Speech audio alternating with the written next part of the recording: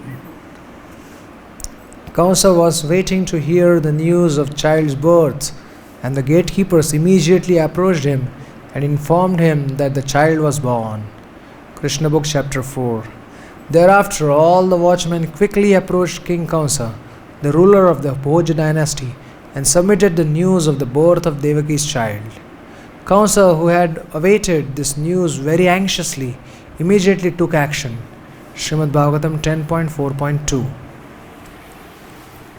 Kamsa had already been practicing Krishna consciousness for many years by now, since he heard that Krishna would be appearing to kill him. So, though it was pratikul Krishna consciousness, whether he was sleeping, waking, eating, talking, he was always thinking of Krishna.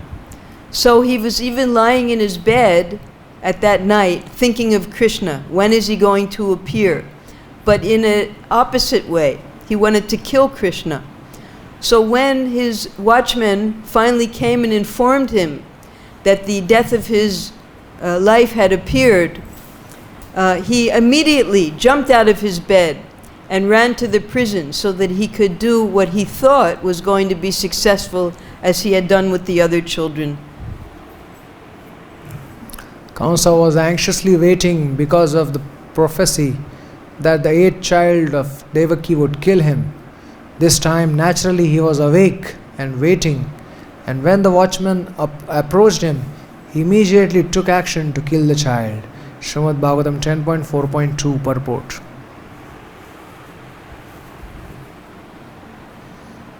So this is a demon.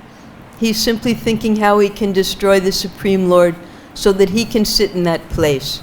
Just like what they try to do to the demigods. So because we'll hear in the next how Kamsa is actually glorifying the Lord as Kala. At that time, Kamsa got up from his bed very quickly and exclaimed, "Now the cruel death of my life is born." Kamsa became perplexed now that his death was approaching, and his hair stood on end. Immediately he proceeded toward the place where child was born. Krishna Book, Chapter 4. Kamsa immediately got up from bed, thinking, "Here is Kala, the supreme time factor, which has taken birth to kill me." Thus overwhelmed, Kamsa, his hair scattered on his head, at once approached the place where the child had been born. Srimad Bhagavatam 10.4.3. So Kamsa was very intelligent. He knew this little baby was Kala. Kala means supreme time factor. And he also knew what the supreme time factor does. He kills. So Krishna, he revealed all of that to Arjuna, but Kamsa already knew it so many years beforehand because he was a very intelligent demon. But because he was a demon, he himself wanted to kill that time factor so he could become supreme. The word Kalaha is significant. Although the child was born to kill Kamsa, Kamsa thought that this was the proper time to kill the child so that he himself would be saved. Kala is actually another name of the Supreme Personality of Godhead when he appears only for the purpose of killing. When Arjuna inquired from Krishna in his universal form, "Who are you?" the Lord presented himself as Kala, death personified to kill. Srimad Bhagavatam 10.4.3 purport. So we'll see next, there are 3 places in the Bhagavad-Gita where Krishna says that he is Kala. Kalaha kalayatamaham. Among subduers I am time. Bhagavad-Gita 10.30. There are many subduing principles, but time wears down all things in the material universe and so represents Krishna. Aham eva kshayak kalo. I am also inexhaustible time. Bhagavad-Gita 10.33. Among all kinds of killers, time is the ultimate because time kills everything. Time is the representative of Krishna because in due course of time there will be a great fire and everything will be annihilated. Kalosmi lokakshayakrit pravruddho. Time I am, the great destroyer of the worlds, and I have come here to destroy all people. Bhagavad-Gita 11.32. Time is destruction, and all manifestations are to be vanquished by the desire of the Supreme Lord. That is the law of nature. So this last quote, 1132, that was the answer to Arjun's question when Arjun saw his friend expand into this fearful, terrifying Virata Roop. And he asked the Lord, "Who are you? What is your mission?" And he said, "Time I am." So by the influence of time, everything is ultimately destroyed in this material world. But by the influence of eternal time, everything goes on very blissfully in the spiritual world. So that's why the devotees, they aspire to go to the spiritual world. And that's also why Narada Muni, the guru of Vasudev, recommended that now he should write Srimad Bhagavatam to give the people in general the path how to return to the eternal, blissful spiritual world. By nature's law, when there is an unwanted increase in population, Kala appears. By some arrangement of the Supreme Personality of Godhead, people are killed wholesale in different ways, by war, pestilence, famine and so on. At that time, even atheistic political leaders go to a church, mosque or temple for protection by God or gods and submissively say, "God willing." Before that, they pay no attention to God, not caring to know God or His will. But when Kala appears, they say, "God willing." Srimad Bhagavatam 10.4.3 purport. This is Corona Sur says, "I succeeded in closing all places of worship during this pandemic." Devotee says, "Just the opposite. Now there is a place of worship in every home." So this is wholesale killing of the Lord. We're in the middle of one of these wholesale killings right now. The pandemic all over the world, not sparing any country, any race, any religion, nothing. Super pan. Pan means everywhere expanded. So this is the way the Lord, He can do this. He's in charge of everything. He's the controller. And when there is a increase of people who, it's not that, devotees also have died during this. We can't understand that. But when there's a war, when there's pestilence, when there's famine, even people who previously forget about God, for instance, if we're sick, we don't go to if we're not sick, if we're healthy, we forget about the doctor. We don't go to see the doctor. But when we fall ill, then we go to the doctor to take advice from him. So, same way, when there are great tragedies, pandemics, pestilence, war, famine, then we remember God and we go to the churches, the temples, the mosques to pray to Him. And that's everyone across the board. It's not just one particular religion. So Prabhupada said that it was very difficult. For instance, he gave the example of World War II, because on both sides, the people in Germany were going to the churches and praying to God, "Please bring my husband back, please win this war." And the people on the opposite side were also going and praying to God. So who was God going to listen to? Because both were praying to Him for the same thing. So ultimately, Prabhupada says that what happened was the people who didn't get their prayers fulfilled, they became atheists. Because they were praying to God, "God, fulfill my desire." And when the husband didn't come back, when the war wasn't won, they said, "Oh, God doesn't exist. We're atheists now." So this is also the plan of the Lord. We have to understand God willing. If God wants to do this, we have to see it as His hand and simply surrender to His desire. So Kamsa, being a demon, he couldn't understand any of this. Parikshit Maharaj, being a devotee, when he heard he was going to die, he prepared. But Kamsa, being a demon, when he heard he was going to die, he wanted to kill where that death is coming from, which was the Supreme Lord. Death is but another feature of Supreme Kala, the Supreme Personality of Godhead. At the time of death, the atheist must submit to this Supreme Kala, and then the Supreme Personality of Godhead takes away all his possessions, Mrityu Sarva Haraschaham, Bhagavad-Gita 10.34, and forces him to accept another body, Tatha Dehantara Prapti, Bhagavad-Gita 2.13. This the atheists do not know, and if they do know, neglect it, so that they may go on with their normal life.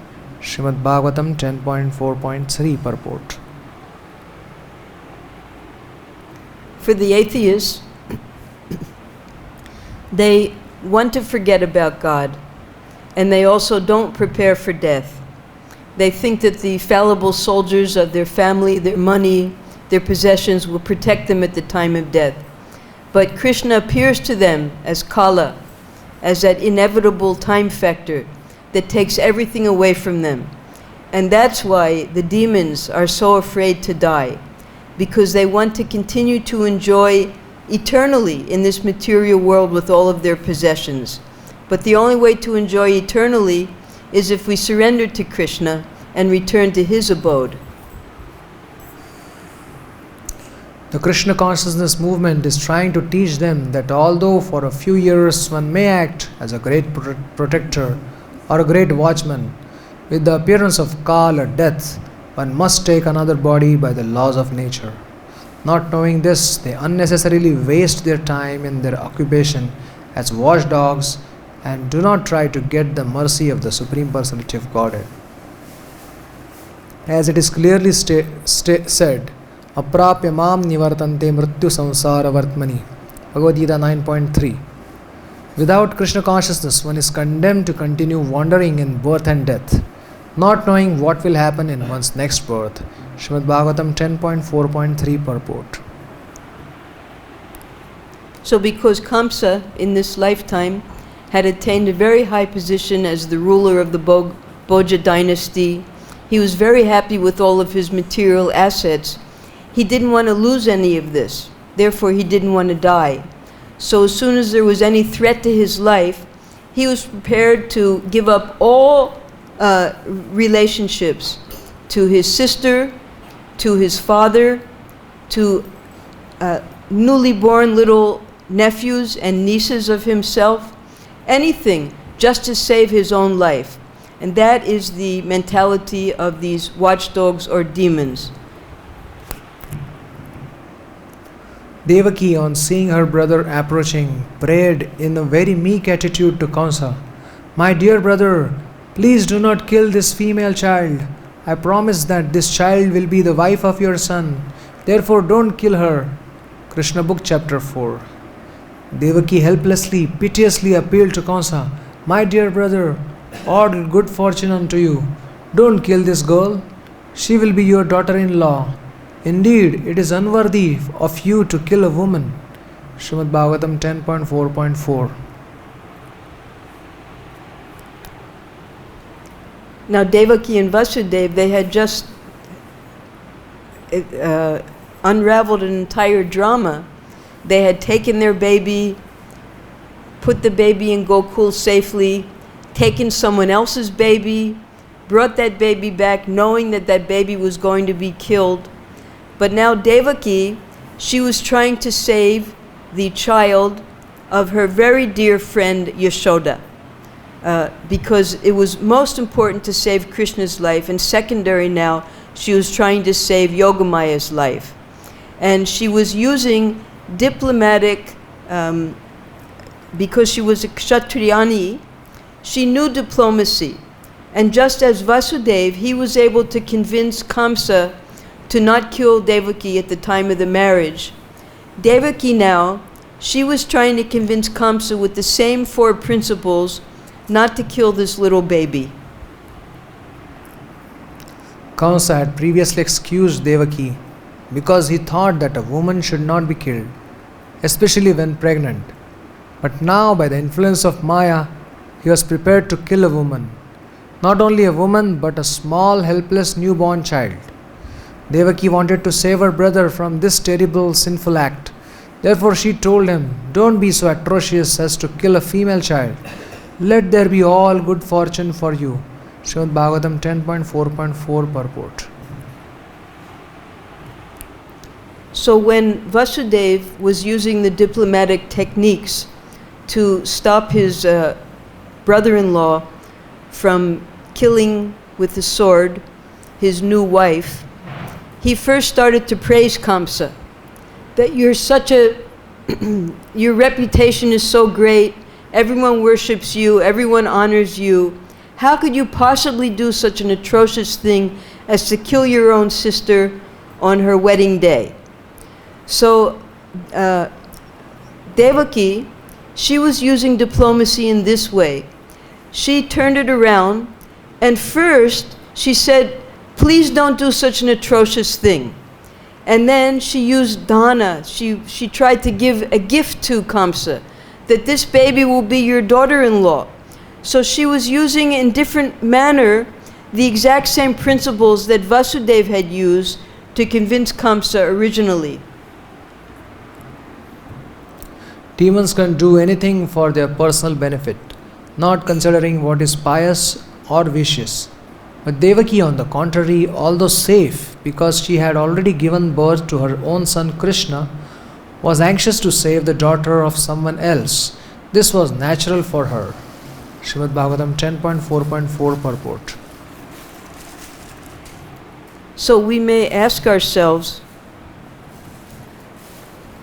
why is it that such great devotees as Vasudeva and Devaki took their child, replaced it with someone else's child, and brought that child back knowing that that child would be killed? Well, that's because they were following Krishna's instructions, because Krishna had a bigger plan. So devotees are like that. And you have to also remember that none of the Mathuravasis were able to enter Braj. Only Vasudeva entered, and Akrura entered. Now Vasudeva was able to enter because he followed the instructions of the Lord in toto. He gave up his moral principle of, he had made a promise, but he was willing to break that promise just to follow Krishna's instructions. So the morality, the highest morality, is to follow the instructions of the Supreme Lord. And that is exactly what Vasudeva and Devaki were doing here. My dear brother, by the influence of destiny, you have already killed many babies, each of them as bright and beautiful as fire. But kindly spare this daughter. Give her to me as your gift. Srimad Bhagavatam 10.4.5. You are not to be killed by any female child. That was the omen. You are to be killed by a male child. So please do not kill her. My dear brother, you have killed so many of my children who were just born, shining as the sun. That is not your fault. You have been advised by demoniac friends to kill my children. But now I beg you to excuse this girl. Let her live as my daughter. Krishna Book Chapter 4.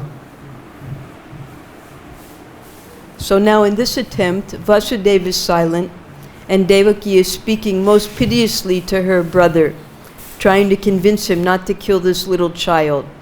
So first Vasudeva was successful, but this time, because Kamsa had waited so patiently just for this one child, and he had committed so many heinous activities already, he was prepared to do anything just to save himself from being killed, and he didn't listen to anything that Devaki was telling him. Here we see that Devaki first focused Kamsa's attention on his atrocious activities, his killing of her many sons. Then she wanted to compromise with him by saying that whatever he had done was not his fault, but was ordained by destiny. Then she appealed to him to give her the daughter as a gift. Devaki was the daughter of a Kshatriya and knew how to play the political game. Srimad Bhagavatam 10.4.5 purport. So just as when we send our children to Gurukula, The object is to help them become devotees so they can learn the Shastras, they can become Brahmins, they can take Diksha, and then also eventually become preachers and spread Krishna consciousness all over the world. That's the purpose of an education. Now when Kshatriyas get education, they're taught diplomacy. Just as when Hiranyakashipu sent his son Prahlad to the home of Sunda and Amarka, they were teaching all of the sons of the demons these diplomatic techniques, because a Kshatriya must learn these things to protect his kingdom, to carry out his administrative activities. So Devaki and Vasudev, being top-class Kshatriyas, they knew all of these things, and they were trying to use this to dissuade Kamsa from killing this little child. But nothing was going to dissuade him, no amount of knowledge, no amount of good counsel, and we'll find out why. In politics, there are different methods of achieving success. First repression, dama, then compromise, sama, and then asking for a gift, dana. Devaki first adopted the policy of repression by directly attacking Kamsa for having cruelly, atrociously killed her babies. Then she compromised by saying that this was not his fault, and then she begged for a gift. As we learn from the history of Mahabharata, or Greater India, the wives and daughters of the ruling class, the Kshatriyas, knew the political game, but we never find that a woman was given the post of chief executive. Srimad Bhagavatam 10.4.5 purport. We also have the example of the wife of the Pandavas, Draupadi. She was so expert at diplomacy that after her 5 husbands had already lost themselves in the gambling match, she was able to convince all of the Kshatriyas there that by diplomacy, that actually this was unfair. And it was Dhritarashtra who offered her boons afterwards, because by her diplomacy, she was so intelligent, she was able to convince all of the Kshatriyas there that actually she was not lost to the Kauravas. So then he gave her boons by which she got her husbands back. So the women of the great Kshatriyas, the wives, they also were very, very intelligent. But their position was to support their husbands, who were the leaders, because this is the natural position of a wife or a mother or a daughter, that they support the men who are their protectors. Nowhere do we read in the Mahabharata that a woman becomes a chief executive. This is the subtle recommendation that Srila Prabhupada is giving here. This is in accordance with the injunctions of the Manu Samhita, but unfortunately the Manu Samhita is now being insulted. The Aryans, the members of Vedic society, cannot do anything. Such is the nature of Kali Yuga. Nothing happens unless ordained by destiny. Tassaiva hetoho prayateta kovido nalabhyate yad brahmadam uparyadha tallabhyate dukkhavadanyataha sukham kalena sarvatra gabhira rauhasa. Srimad Bhagavatam 1.5.18. This is 10.4.5 purport. Persons who are actually intelligent and philosophically inclined should endeavor only for that purposeful end, which is not obtainable even by wandering from the topmost planet Brahmaloka down to the lowest planet Patala. As far as happiness derived from sense enjoyment is concerned, it can be obtained automatically in course of time, just as in course of time we obtain miseries, even though we do not desire them. Now, when Prabhupada was writing this, it was in the mid-70s, and at that time, here in India, there was an emergency that was inflicted upon the nation by the chief executive, who happened to be a woman, and the people were suffering a lot during that emergency. Other politicians who were this chief executive's enemies were being imprisoned Some of them even were killed. So Prabhupada, in a very diplomatic way himself, is describing here what the proper Manu Samhita rules are for leadership. He's not saying openly, but those of us who had to live through it here can understand what Prabhupada was actually saying. Devaki knew very well that because the killing of her many children had been ordained by destiny, Kamsa was not to be blamed. There was no need to give good instructions to Kamsa. Upadesho hi murkhanam prakopayana shantaye. This is from Hitopadesh. If a foolish person is given good instructions, he becomes more and more angry. Moreover, a cruel person is more dangerous than a snake. A snake and a cruel person are both cruel.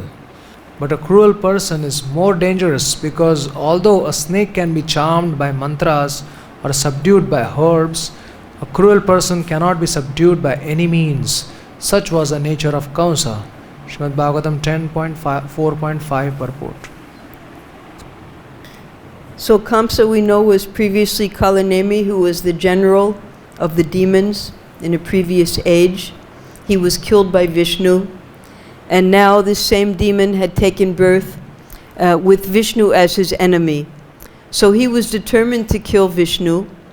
And no amount of good counseling was going to change because that was the purpose of his taking birth. On the other side, the demigods and Narada Muni and different personalities, they were very anxious for the Supreme Lord to perform his functions of protecting the devotees and annihilating the demons. So the more heinous activities, the more atrocities that Kamsa committed along with his demoniac ministers was appreciated by them, because then Krishna would be forced to come here to save his devotees and kill these great demons. So Devaki, understanding that her brother, being so cruel that he was able to kill these little babies, and the fact that he was just becoming angrier and angrier hearing her, she knew that what she was going to tell him, all of her counseling, was going to be useless. And that's exactly what happened. My Lord, my brother, I am very poor, being bereft of all my children, but still I am your younger sister, and therefore it would be worthy of you to give me this last child as a gift. Srimad Bhagavatam 10.4.6. Kamsa was so cruel that he did not listen to the beautiful prayers of his sister Devaki. He forcibly grabbed the newborn child to rebuke his sister and attempted to dash her on the stone mercilessly. Krishna Book Chapter 4. Shukadeva Goswami continued, piteously embracing her daughter and crying, Devaki begged Kamsa for the child, but he was so cruel that he chastised her and forcibly snatched the child from her hands. Srimad Bhagavatam 10.4.7. So this is a person entirely interested only in his own sense gratification. He didn't hear anything that Devaki said. And though she was holding the baby so tightly, he grabbed that baby out of her arms and rose the baby up, grabbed it by the feet, and picked that baby up and dashed it against a stone. Although Devaki was crying like a very poor woman, actually she was not poor, and therefore the word used here is Dinavat. She had already given birth to Krishna. Therefore, who could have been richer than she? Even the demigods had come to offer prayers to Devaki, but she played the part of a poor, piteously afflicted woman because she wanted to save the daughter of Yashoda. Srimad Bhagavatam 10.4.7 purport.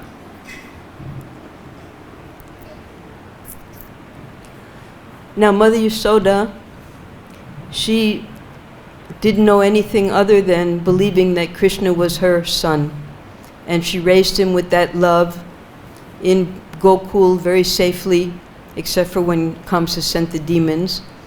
And Devaki, she suffered intense separation throughout the entire childhood pastimes of the Supreme Lord.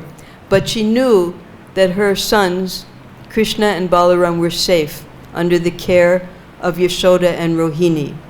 So she was playing a drama here because Yashoda was her very dear friend. They were practically non-different. She was trying to save Yashoda's baby's life now, though her child was safe under Yashoda's care. This is a graphic example of a cruel brother who could sacrifice all relationships for the sake of personal gratification. Krishna Book Chapter 4. Having uprooted all relationships with his sister because of intense selfishness, Kamsa, who was kneeling on his knees, grasped the newborn child by the legs and tried to dash her against the surface of a stone. Srimad Bhagavatam 10.4.8. So Prabhupada, he pinpoints exactly what it is. Selfishness. Kamsa only thought of himself and his own sense gratification. He was willing to kill anyone if it came in the way of his sense gratification. Even an entirely innocent newborn baby girl, he was ready to kill her. So now we've finished. Tomorrow we'll hear more about what happens. Hare Krishna.